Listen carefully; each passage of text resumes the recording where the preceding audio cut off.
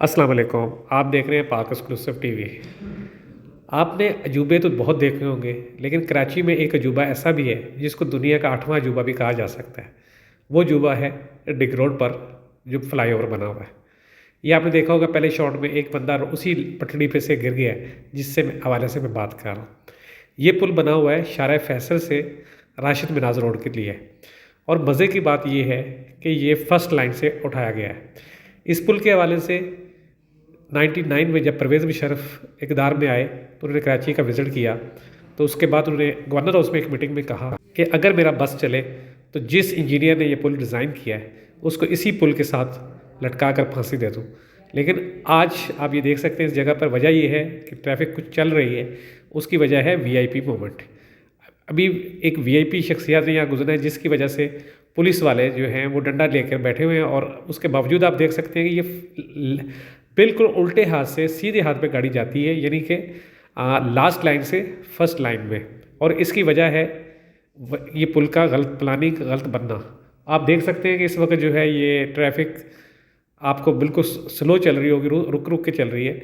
उसकी वजह ये है कि ये जो पटड़ी की वजह से ट्रैफिक स्लो होती है। दूसरा जो है यहाँ पे रक्शे खड़े होते हैं और ये डेली की एक होता है कि यहाँ पर आम तौर पर ये कभी कभी जो है डिग रोड के पुल तक, दूसरा जो पुल बना है नाता खान वाला, उस तक, और कभी जो है नाता खान तक, कभी कॉलोनी गेट तक, कभी स्टार गेट, वायरलेस गेट तक भी ये ट्रैफिक जाम हो जाती है।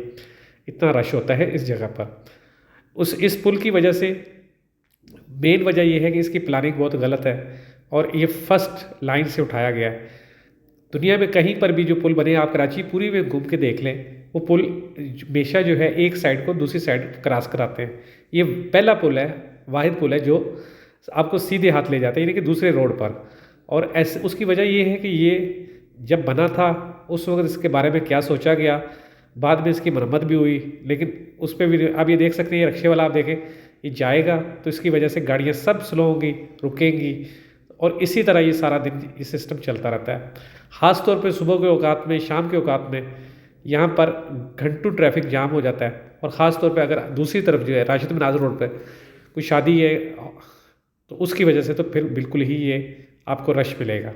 ये पटड़ी आप देख सकते हैं, इस पटड़ी पे जो है ट्रेन के लिए जो वो है कि ये सीओडी को गाड़ियाँ जो है डिग रोड स्टेशन की तरफ आती हैं, इसलिए ये आप देखें ये बस वाला भी जो है इसी तरह जो है जाएगा उस लाइन में, और ये पूरी ट्रैफिक को रोकता हुआ जाता है। तो ये ट्रैफिक की जो स्पीड है वो इनकी वजह से स्लो हो जाती है और ट्रैफिक जो है वो रुक जाता है। इसी तरह पूरा दिन चलता रहता है।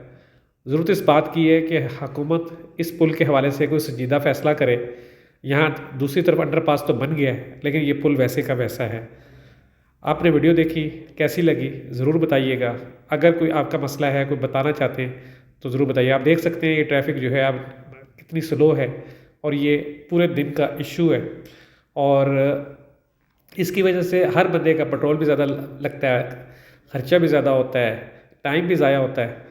ज़रूरत इस बात की है कि अगर हुकूमत इस पुल को नए सिरे से तामीर करे तो इससे जो है वो बहुत फ़ायदा हो सकता है आवाम को भी और कराची के लोगों को भी। आप देख रहे हैं पाक एक्सक्लूसिव टीवी। वीडियो देखने का शुक्रिया। चैनल को सब्सक्राइब कीजिएगा। शुक्रिया।